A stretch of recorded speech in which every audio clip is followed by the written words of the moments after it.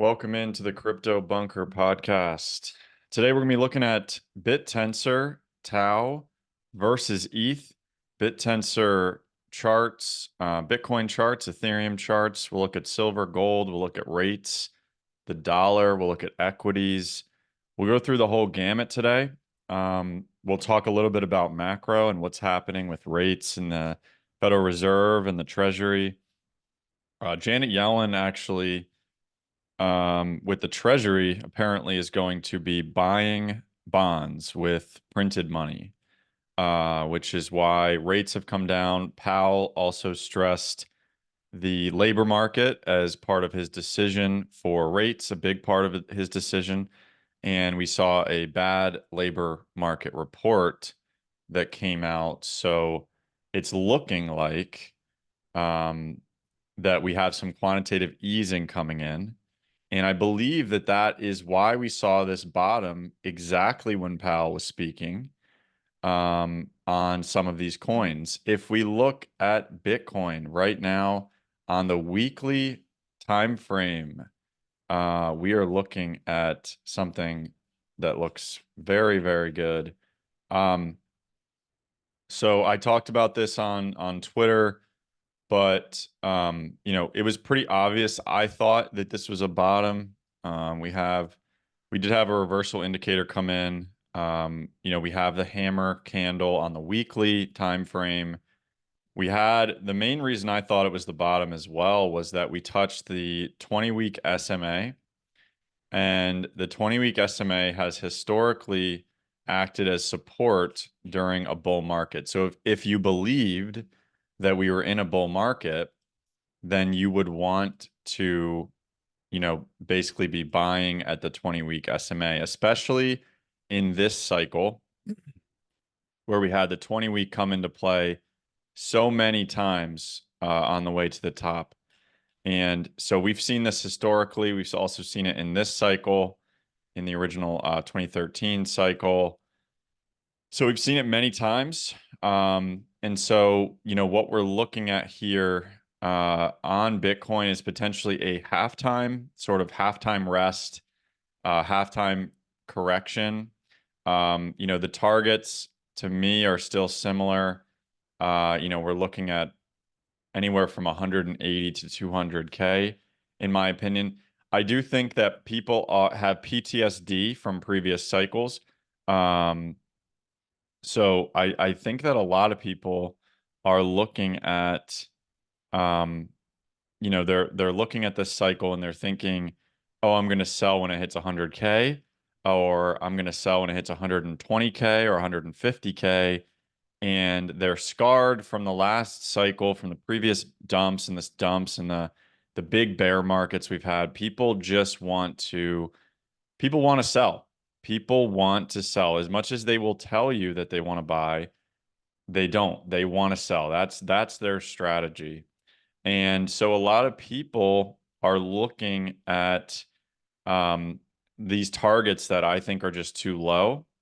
And if we look traditionally at the Fibonacci, which I drew from this top because I think this was the true top, rather than this, which was pretty much supposed to be a lower high, but it kind of just blew off a little bit there.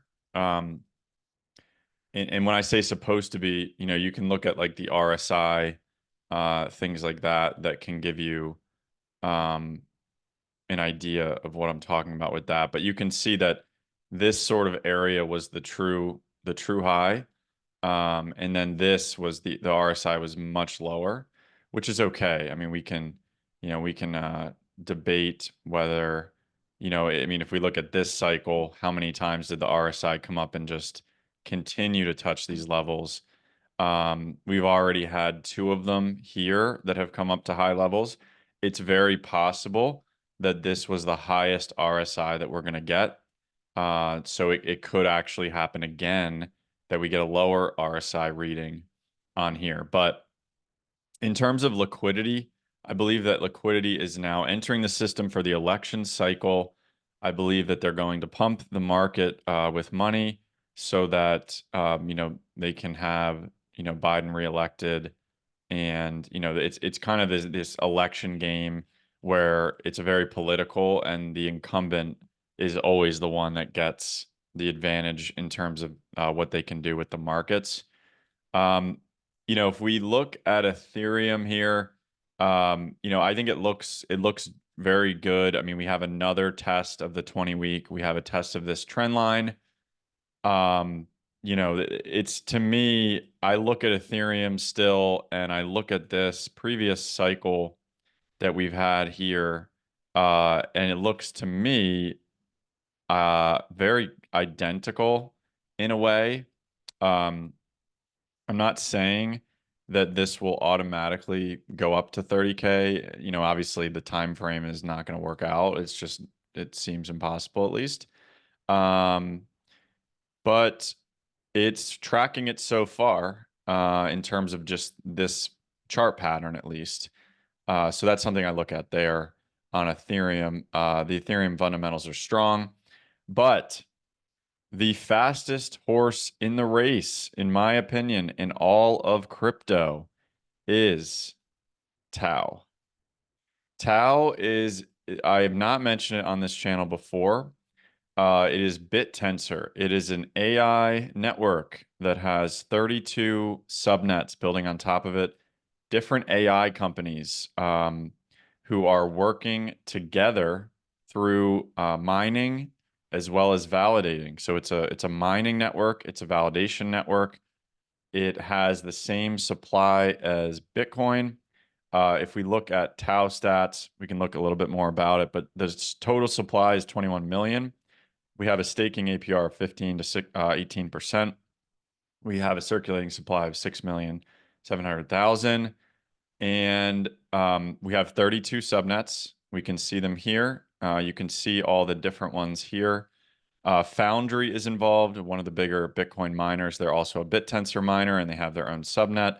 We have people who are building in this that are just outstanding in terms of what they're looking to do. We have a proprietary trading networks. We have Corcel, um, which is Corcel is actually the same person runs this website, which is Tau Stats, and um, it's like a chat GBT, except it's decentralized. So it's basically like you're getting access to ChatGPT for free. They're just kind of giving it to you for free through Bittensor, because they get paid to be a subnet, basically to be miners, to be validators, and so they can give people access. And that's really what this is all about: is access to AI tools in a decentralized way. And who knows what can be built? Potentially, it's going to get to 64 subnets, then 128, then one, it's just going to double from there every single time. 356. Yeah. So it can keep going up until like 1,000 subnets or so. And so basically, I took a trade on this because I saw something in the Tau ETH chart. So I bought this at 0.13, and it is up a good amount. And so it was a reversal doji candle on the weekly. It actually is printing so much that the reversal candle went away. But to me, this is a logical spot. It's corrected 50% against ETH. It looks to me like these are just a series of bull flags that we can continue to see play out. And I don't see why this one wouldn't play out as well. So we could take a measured move here in this bull flag, potentially of 0.4. So if ETH got to 10,000, we'd be looking at $4,000 Tau, which is a 10x from here.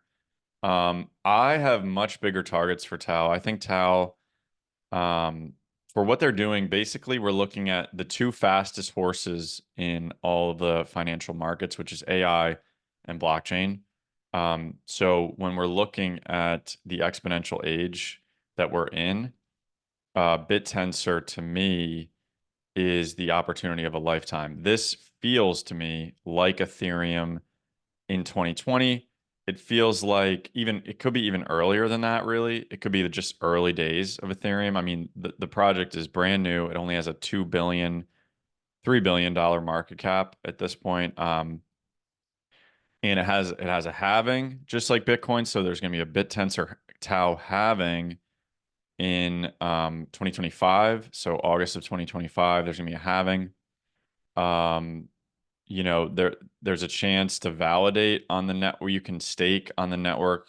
This is kind of my staking so far that I have.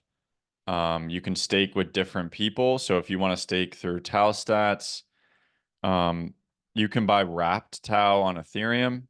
You can then bridge that Tau over um, using Tau Bridge .xyz, as you can see here. And then you receive your Tau. You can get a Talisman wallet. And then you'll receive it through Talisman, through your Talisman address or your Polkadot address. They use a Polkadot as as their wallet. So you can go through that. Send the Tau to the Polkadot wallet address, and then you can stake it and you can earn 15% on it. And I just think, again, I just look at the chart and I just like the way this looks, especially the especially the ETH chart as well with Tau. But I mean, if you just look at this, it's a major reversal. We can put in the reversal candles, and we can look at that as well. But yeah, so this put in that nice reversal doji on the 200-day moving average. Even on a weekly time frame, we see the second time that it's come in here. It's pretty rare that we would get a hammer doji like this. We know that the Treasury is going to be buying back bonds, and so we did see rates come in a good amount. We have a double reversal indicator 2 weeks in a row on the 2 year, which is usually what tracks the Fed. So if you're thinking like, what's the Fed's rates? It's usually the 2 year. So you want to track that as the pretty much the Fed rate, or at least where the Fed rate is or should be heading. So yeah, and to me, I've talked about this before. It's a huge head and shoulders to me. Um, People don't want to believe it. People continue to say rates will come higher. Um, I just don't see it. I mean, we don't have a reversal candle necessarily on any of these, but some of these, they're I wouldn't be betting it necessarily that the 10-year is gonna like crash, but I do think that there's something afoot in terms of what happened the other day. Um, so we're still in this sort of correction phase. We didn't make a higher high from 2023. So to me, we're this is sort of a lower high potentially here, um, where we may test these lows at the least in that range there, maybe 4%, maybe 3.8, something like that. Maybe we go down here, we grind, right? On this, we come down, we chop, we come a little bit farther down, we go, and then we grind here for a little bit, and then maybe we crash through. I mean, it's possible. Okay, anything is possible in these markets. We look at the dollar. The dollar had a nice reversal candle indicator here, completely crashed when people found out the quantitative easing that was happening. This is very dangerous for the dollar here. If it loses this trend line has held for a long time, really, since 2020. We've been on this sort of trend line here, and it's very possible that we could be looking at a correction in the dollar, especially with what we've seen lately from the Fed. Potentially, looking at the labor market. They're going to have to give up the dollar to save the bond market, to save these other foreign countries and currencies. They're probably going to say that inflation is coming down. It might very well be, down in terms of like it's farther down than people think. People are now in this like, oh, inflation is everywhere camp again. I just see that as kind of a um, like an indicator to me that these people just continue to preach about rates going, to like 10%, all this stuff like that. I think that this summer when ChatGPT 5 comes out, um, you know, all these AI things come out, the Apple AI thing, we're going to see um, inflation come in because people have the belief, whether it's proven or not, is still to be seen. They have the belief that increased AI usage is going to basically lower inflation. So, and I think it's very well possible that that could be the case. So I don't actually think gold and silver are going to do very well in this environment.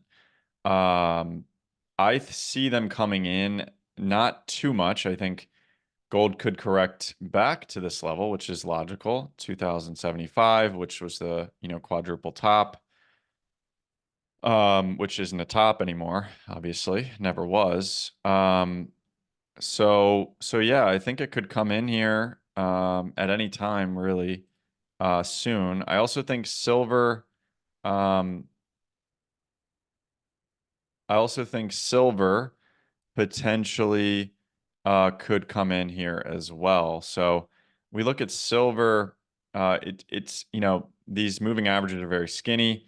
We're not wide. So it's not like this is like a major top, but I do see a retest of these levels basically. I mean, it could come down to 23. It could chop a little bit here. It could come back up and test this. It could really get knocked back. And then, all of a sudden we start to go in 2026, which is where I think we're going to be heading with silver. So, my basically my long-term price is 2026 because we have every 5 years. We already know there's a usually a rally every 5 years. So all the way back to 2006, bam, bam, bam. So I think it's inevitable that it's going to play out the same way. I think people are over positioned in silver. I think people think it's going to happen right away. People think with the elections coming, it's going to be like, chaos, end of the world, civil war, crazy, crazy things that people think is going to happen. And so they're positioned in gold and silver because they think crazy things are going to happen. And then if those things don't happen and we actually have a raging bull market in tech and crypto and AI, um, and even like Trump, if he's elected, that's not good for gold and silver because he is going to lower inflation. He's going to bring back oil production to the U.S. He's gonna basically bring down inflation in a way because he has a better relationship in the geopolitical sense. He protects the dollar in some ways. So, I think things may stabilize geopolitically and economically in the markets if Trump was elected.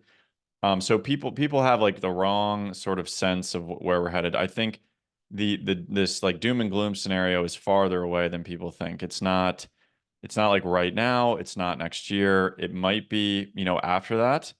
The liquidity cycle is telling us mid 2025 for a top. So just so you're aware of that.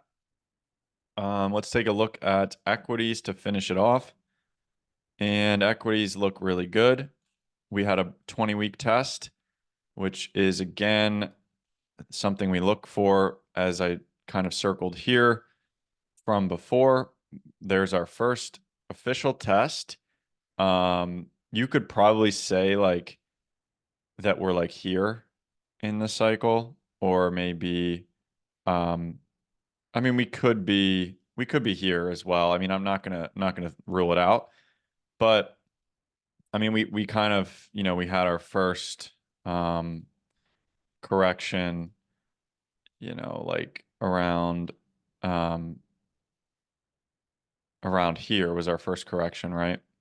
So there's not really a comparison necessarily that I can make with this, but um, to me, this is a clear test of the 20, and it's a successful test. Nice doji, nice reversal. Um, we'll see if we have a reversal that came in. Yeah, I mean, not really, but we're above all the moving averages, essentially at this point. Or we might be right at it, right on one there. But yeah, no, I think it looks like we're headed to all-time highs again. Um, you know, Again, we had even below the 20 week for this. It was a little bit of a fake out, but the Nasdaq can be more volatile. And we see this here. I mean, if you look at previous bull markets, um, we came below the 20 week there in those scenarios, right? So we're almost coming right in between the 50 week and the 20 week. So, we're right there. We've seen this again. We've seen it here. It's a test of the 20 week is just a classic thing. Okay. So it's in everyone's playbook, and then we sort of know the answers right at this point. So it's not that hard. Volatility continues to make lower highs on this trend line. Um, it looks like it's going to make another lower low. You know, I It doesn't look good for the vol people. I think a lot of people are betting on vol because of the election. Once again, I don't think that's a good idea. I think they're going to have a lot of liquidity in the markets. Things are going to be looking pretty good with ChatGPT and just like all the AI news that's going to come, which I think, again, is why my number one play, if I had to invest in anything, is going to be Bittensor. This thing is a monster. Um, it's early Bitcoin days type feeling for me on this. I mean, we're talking the same supply as Bitcoin. It's also decentralized in a way that is similar to Bitcoin. It had a fair launch, no VCs. Basically, people had to like find it to even like, start mining on it. Um, People had to VCs had to buy it off the miners. They didn't have like an opportunity to buy it really anywhere else. So yeah, the exchange is it's not even on Coinbase yet. It's still not even on Coinbase. It's on crypto.com and Binance now, which is recent, actually this top. But yeah, so it's super early days with this. I think there's opportunities to make very, very, high. This is a high conviction play for me. Um, I'm not, yeah, I mean, we're looking at something like this, honestly. I mean, it's not even really something that it's a long-term play. But at the same time, it's a good trade if that's what you want to do as well. So, hopefully you got something out of the video. If you did, please like, subscribe, and have a great rest of your day.